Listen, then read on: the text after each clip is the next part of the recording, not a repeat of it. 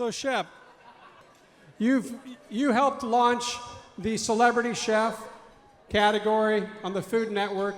Tell us about how that got started. You know, I spent my life managing musical artists and actors, and my friends were chefs. I was mentored by a great French chef, the first five-star Michelin chef, and I wanted to do something to help them out. When I started in 1990, there wasn't a chef in America with 2 restaurants. Nobu had one, Wolfgang had one, and they were cooks. People referred to them as cooks, not as artists. And I knew that if someone thought of them as the same way that people thought of musical acts, got them TV exposure, got them cookbooks, the public would respond to it. There was a restaurant in Chicago, Charlie Trotter's, that nobody could get into. There was a restaurant in LA, Spago, nobody could get into.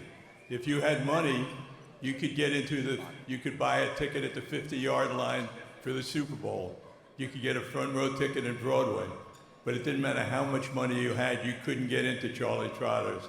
You couldn't get into Spago. And that's the man. The man makes celebrities. So I knew that if someone would get on a mountaintop and start screaming, these guys are celebrities, and get them a way to talk to their audience outside of their restaurants, it was, to me, a no-brainer, and luckily it worked. Thank you!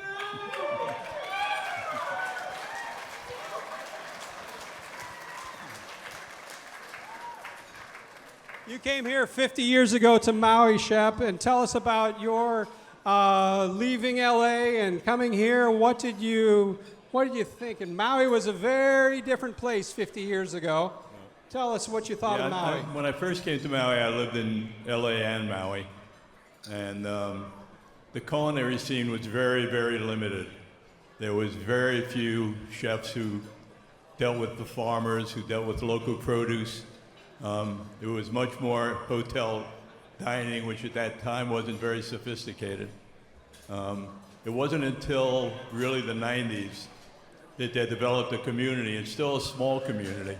Here on Maui, there were Peter Merriman, who he hadn't even come here yet, but Mark Ellman. Aloha, Mark.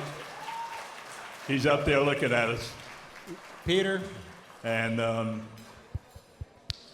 so when I started Celebrity Chefs, it was a real challenge.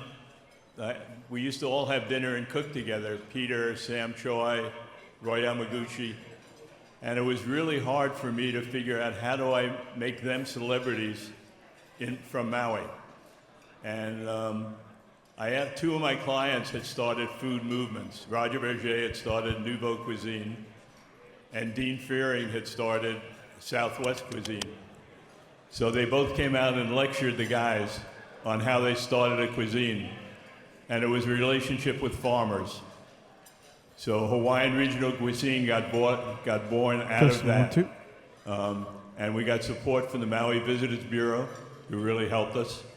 We got support from some celebrities in LA, Arnold Schwarzenegger, threw the first party for Hawaiian Regional Cuisine. And we used all the gimmicks that you would use to make celebrities. And it worked. Roy went across the country, Peter's really successful. And it started to bring tourism to Hawaii. People started to come here to experience the cuisine. And one of the things that I'd love to see happen again is for some of you guys to get together and push it as a group. Get the Maui Visitors Bureau, get the Hawaii Visitors Bureau, start getting tours here, food tours, farm tours, take advantage, take advantage of what we have here, because now you have such an incredible culinary community and such incredible farmers and fishermen, and the world would like to know about it, and they're only going to know about it not from one person, but if you band together and get the airlines involved, get the tourists, and just like they used to be. Maybe get the liquor authority to help out a little bit.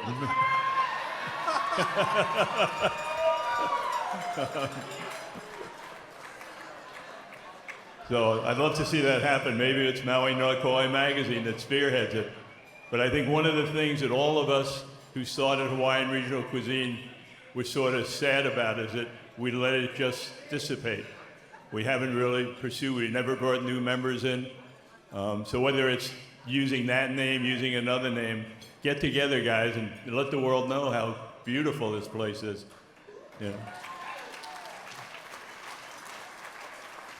Shep, you've launched multiple successions of careers for yourself by partially being in the right place at the right time, happenstance, kismet, whatever you want to call it, hanging out by a pool, Janis Joplin, Jimi Hendrix, all that stuff. But then also, when people would ask you to do something, you would just say, yeah, I can do that. I've got a Jewish name. I could be a manager, right?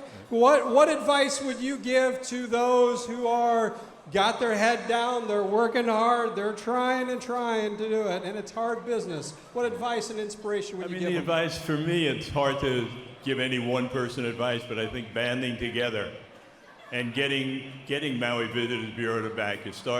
The way you're going to get journalists here to talk about your restaurants is by banding together and getting them excited about wherever, I don't know how many of you have traveled, but wherever you go in the world, when you tell people you're from Maui, they get jealous. Everybody loves Maui. So use that sentiment to turn them on to the Maui culinary experience.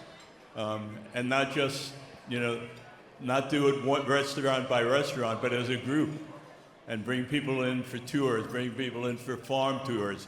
We have that agave place that's amazing. We're making great rum. We're making great beer. There's so many things that, you can band together and as a community bring attention. And that brings customers. And we all need customers.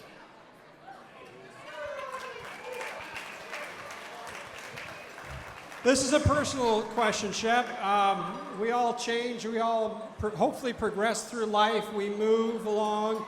I firmly believe that the place where we live, the place that influences us, absolutely changes us and hopefully makes us be better people. Maui has that effect, right? You being involved with Maui for more than 50 years, making this your home, getting to know this community of people in this room and outside of this room, how has Maui made Shep a better person? I can't imagine my life without Maui. I got here 51 years ago. I came by boat, and I put one foot on the island, and I turned to my friend Joe Gannon, who a lot of you remember, who we used to work together, and I said, Joe, I'm living here the rest of my life. And I have. I live in the same house 51 years. I tell people that it's like a baby. It's got the innocence of a baby. It like a baby cries one minute, laughs one minute. Here we get rain, we get clouds. You get off the plane, you smell the sweetness. It's like a baby. It's got an innocence that's just beautiful, and that innocence comes through in the food. So I love it. It's done a lot for me.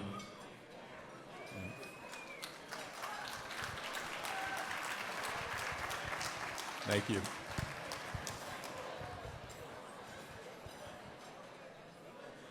Any other words of advice for us, Shep? What else is on your mind? Just keep doing what you guys are all doing a great job. I go back to the same thing again. Just band together and don't be an island unto yourself.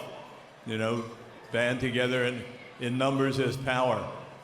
And power is what you need. It's hard from a small island to get the kind of celebrity that you get from the mainland. You can't do 50 restaurants here. You can't get that bulk. So band together between you all, you have great power that you may not realize. That's my mission tonight, is to get you all to join with each other and bring more attention to the Maui culinary scene. All right. Okay. Let's give a rousing thank you to Shep. Hello, everybody.